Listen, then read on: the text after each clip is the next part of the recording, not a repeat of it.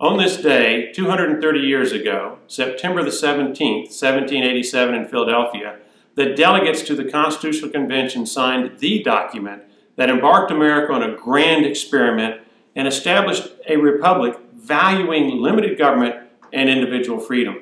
Today is a day to reflect on our founding document and the principles on which it is based.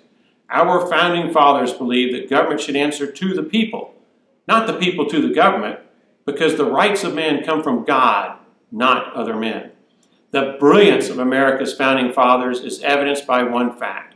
For over 7 decades, America has been the greatest nation in world history. Are we just lucky? No.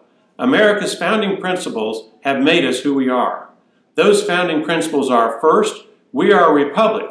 That means we, as individuals, collectively control how our government works through a system of checks and balances on our 3 separate but equal branches of government. Second, we have a Bill of Rights designed to protect individual liberty from abuse of government power.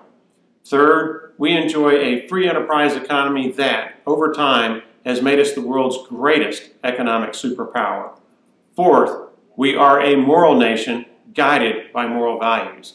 This Constitution Day, I'm reminded of the principles for which our founding fathers fought and the vigilance Americans must demonstrate to secure our freedom for years to come.